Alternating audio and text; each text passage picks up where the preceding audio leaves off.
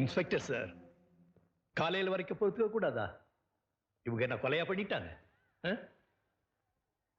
இந்த நடுராத்திரியில் இவங்க கிட்ட இவ்வளவு கடுமையா நடந்துக்கிடுமா? അല്ല, അത് അങ്ങനെയല്ല സാർ. കംപ്ലൈന്റ് ഉണ്ടായിരുന്നു, സെർച്ച് ചെയ്തപ്പോൾ എവിഡൻസ് ഉണ്ടായിരുന്നു. പിന്നെ കസ്റ്റഡിയിൽ എടുക്കാതിരിക്കാൻ വകുപ്പില്ല, സെക്ഷനും ഇല്ല. இருக்கட்டும், அதிகாரமெல்லாம் இருக்கட்டும், தப்பு இல்லை.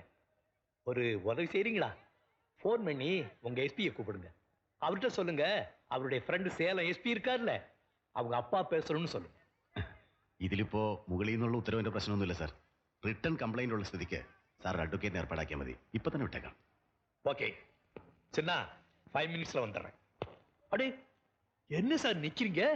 இன்ஸ்பெக்டர், அவருக்கு ஒரு சேர் கொடுங்க சார், ரொம்ப பெரிய மனுஷன்.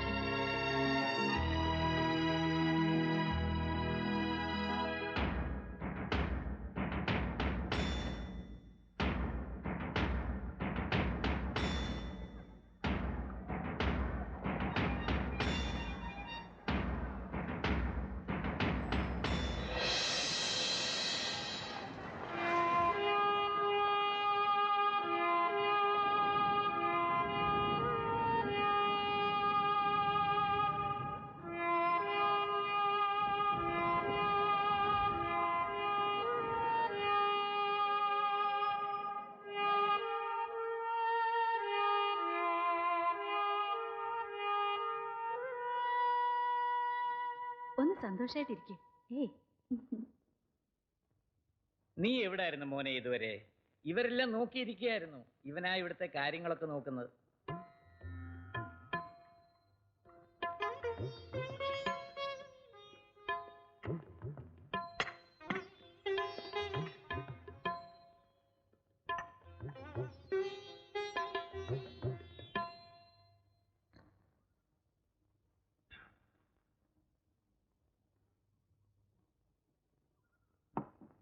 ആഹാ, പുറത്തിരുന്നും തുടങ്ങിയോ?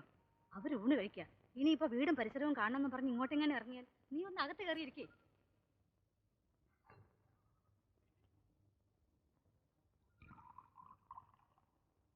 പറഞ്ഞ കൂട്ടാക്കില്ലാന്ന് തന്നെ അല്ലേ? നന്ദിനി എവിടെ? കല്യാണം കഴിയണത് വരെ അവളെ മുറിക്ക് പുറത്ത് വിടില്ല എന്ന് ഉറപ്പിച്ചിരിക്കുക. നീ ആയിട്ട് നീ അവളുടെ മനസ്സ് തിരിക്കാൻ ഉദ്ദേശം ഉണ്ടെങ്കിൽ അതും നടക്കില്ല. വേണ്ട, നടക്കണ്ട. അവള് സമ്മതിച്ചോ? സമ്മതിച്ചെന്ന് 100 വട്ടം പറഞ്ഞാലേ സമ്മതിച്ചു നടത്തുള്ളൂ. ചേച്ചി, നിങ്ങൾ അവളുടെ വല്യമ്മയായിരിക്കും. നിങ്ങളെക്കാളും അവളുടെ അച്ഛനേക്കാളും കൂടുതൽ അവളുടെ ഇഷ്ടം എനിക്കറിയാം. ആ ഇഷ്ടമൊക്കെ ഞങ്ങൾ പറഞ്ഞു മാറ്റി. അവൾക്കത് മനസ്സിലാകുകയും ചെയ്തു. പാപമാണിത്, മഹാപാപം. എടാ അപ്പു, നീ ബോംബെയിലെ കുറെ പരിഷ്കാരായിട്ട് ഇങ്ങോട്ട് വന്നവനാ. ഞങ്ങളൊക്കെ ഇപ്പോഴും ഇവിടെ തന്നെ കഴിയുന്നവരാ. കഴിഞ്ഞതൊന്നും മറക്കാൻ ഞങ്ങൾക്ക് പറ്റില്ല. നിനക്കത്ര ദണ്ണാണെങ്കിലേ നിന്റെ വീതം മറ്റവൾക്കും അവളുടെ മോനും എഴുതി കൊടുത്തോ, എന്നിട്ട് അവിടെ പോയി പൊറുത്തോ. ഞങ്ങളുടെ ആരുടെയും വീട്ടുകാര്യത്തിൽ ഇടപെടാൻ വരണ്ട.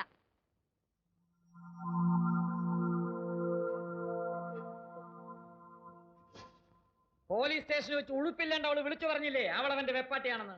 അതിൽ കൂടുതൽ തെളിവെന്താ വേണ്ടത്? അല്ലെങ്കിൽ അല്ലാതെ അവന് പറയാമായിരുന്നല്ലോ. ഇനി ഞങ്ങളെയൊക്കെ തോൽപ്പിക്കാന്ന പോലെ വിചാരം ഉണ്ടെങ്കിൽ ഓർത്തോ, ഒരു ദിവസം തികച്ചു നീ അവന്റെ കൂടെ വാഴില്ല. ടൈഗർ ആന്റണിയേക്കാൾ കേമന്മാരുണ്ട് ഇവിടെ. അവർക്ക് ഇക്കുറി ആളെ തെറ്റില്ല. അവന്റെ ശവം വണ്ടിത്താഴത്ത് പൊങ്ങിയിട്ടേ പിന്നെ ഇവിടെ അടുപ്പിൽ തീ പുകയും.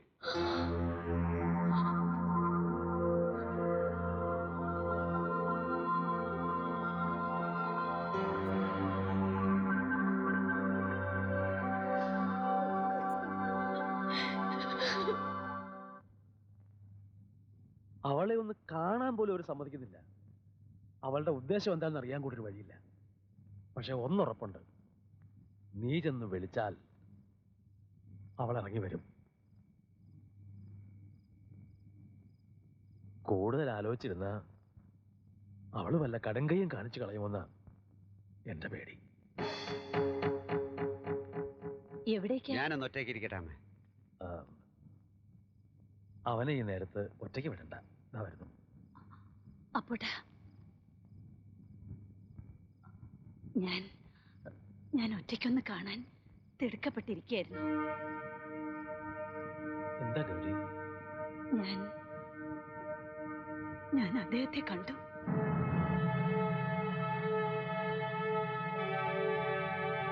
ആരെ? ഗോവിന്ദുട്ടിയുടെ അച്ഛനെ.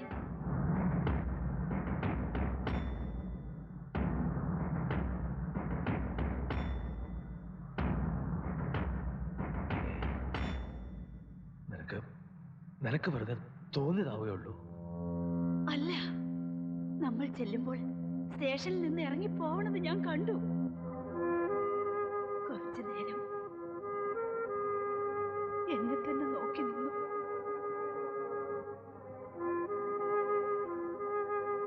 ഒരുപാട് മാറിയിട്ടുണ്ട്.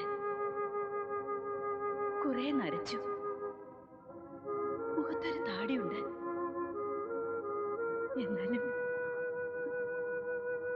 എനിക്ക് മനസ്സിലാവാണ്ടിരിക്കോ?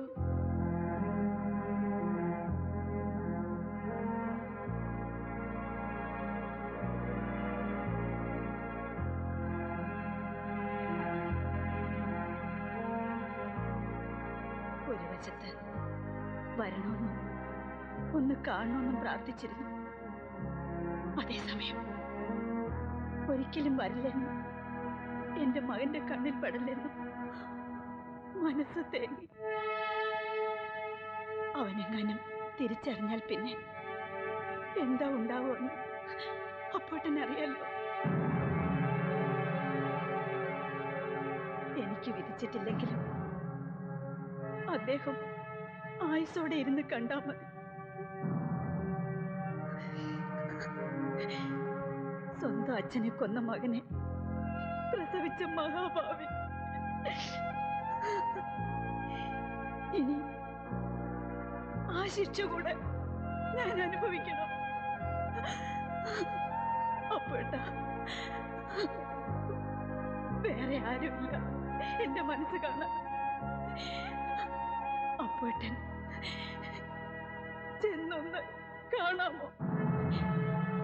കണ്ടിട്ട് ഗോവിന്ദുട്ടി തിരിച്ചറിയണതിന് മുൻപ് ഇവിടം വിട്ട് പോണോന്ന് പറയാമോ? അതിനും ഞാൻ തന്നെ വേണം, ഇല്ലേ ഗൗരി?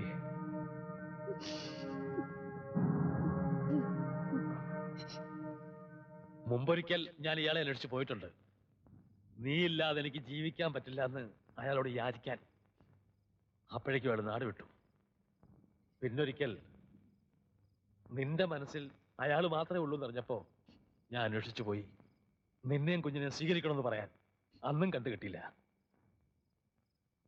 ഇന്നിപ്പോ അയാൾ തൊട്ടടുത്ത് ദാ ഇവിടെ. ഞാൻ പറയാം അയാളോട്, ഇനി ഈ കൺവെട്ടത്ത് കണ്ടുപോരുന്ന് ഞാൻ പറയാം.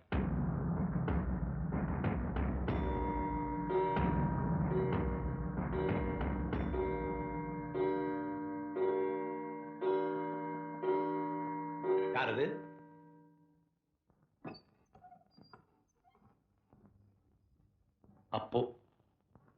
അപ്പുക്കുട്ടൻ നായർ, ഗോവിന്ദൻകുട്ടിയുടെ അമ്മാവൻ. அப்படியா? കുറച്ചുകൂടി മനസ്സിലാകുന്ന ഭാഷ പറയാം.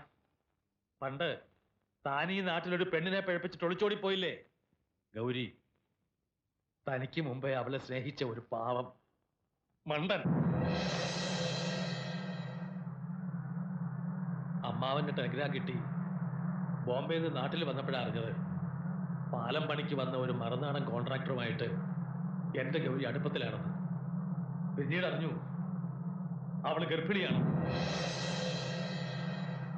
ചതിച്ചവൻ നാട് വിട്ടെന്ന്. എന്താ എന്തെങ്കിലും പറയാനുണ്ടോ? ഉണ്ടെങ്കിൽ പറയ. ഇല്ല ഇല്ല, ദയമാത്ര. പിന്നെ അവളെ വീട്ടിൽ നിന്ന് ഇറക്കി വിട്ടു. അവൾ പ്രസവിച്ച മകൻ തന്തയാരാണെന്ന് ചൂണ്ടിക്കാണിക്കാനില്ലാതെ വളർന്നു. எனக்கொரு மகனா? நீங்க சொல்றதெல்லாம் உண்மையா?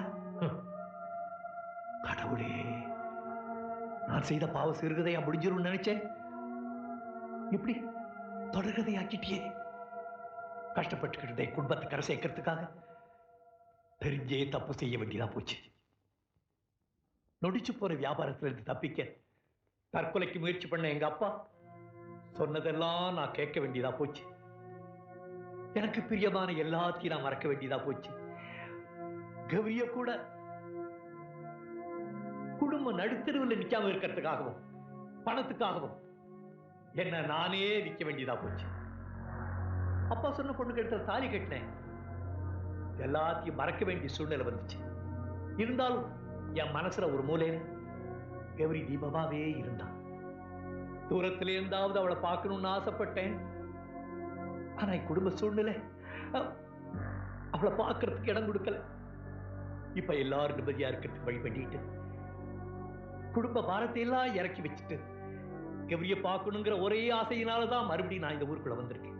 ഏത് ശപിക്കപ്പെട്ട നിമിഷത്തിലാണ് നിങ്ങൾക്ക് വീണ്ടും വരാൻ തോന്നിയത്? നേരിട്ട് കണ്ടാൽ തന്തയുടെ നെഞ്ചത്ത് കുത്തിയിറക്കാൻ കത്തിയും കൊണ്ട് നടക്കുകയാണ് അവൻ. ആ മകൻ അവൻ ആരാണെന്ന് അറിയോ നിങ്ങൾക്ക്? തോളത്ത് കൈയിട്ടോണ്ട് നടക്കുന്നില്ലേ ഒരുത്തനെ? ഗോവിന്ദൻകുട്ടി. ഗോവിന്ദൻകുട്ടി യമകനാ? അവനത് അറിഞ്ഞിട്ടില്ല. അറിയുന്നതിന് മുമ്പ് നിങ്ങൾ ഇവിടുന്ന് പോണം. എതുക്ക്? അവളെ ഒരു വിധവയാക്കണോ? സ്വന്തം മകനെ ഒരു കൊലപാതകയാക്കണോ? കടവുളേ, നിങ്ങൾക്കറിയില്ല. പകയാ അവന്റെ മനസ്സില്, കനല അവന്റെ കണ്ണില്. തിരിച്ചറിവായ കാലം തൊട്ട് തന്തയില്ലാത്തവൻ കണ്ടവന്റെ ആട്ടും തുപ്പുമേറ്റ അവൻ വളർന്നത്. ആണായിട്ട് 4 പേരുടെ മുമ്പിൽ തലയുയർത്തി നടക്കാനുള്ള അവസ്ഥ അവൻ ഇല്ലാതാക്കിയത് നിങ്ങൾ ഒരാളാ. നിങ്ങൾ ഒറ്റ ഒരുത്തനാ. ഒരനാഥ ചെക്കനെ കിട്ടേണ്ട പരിഗണന പോലും അവന് കിട്ടിയില്ല. തന്തയില്ലാത്തവനല്ലേ. ഇപ്പോ അവസാനം അവൻ സ്നേഹിച്ച പെണ്ണ് പോലും അവന് നഷ്ടപ്പെടാൻ പോവുക. നിങ്ങൾ വരുത്തി വെച്ച പാപം ഞാൻ ஒண்ணு சொல்ல வேண்டாம். என்னால தாங்க முடியாது. போங்க, தயவு செஞ்சு போங்க.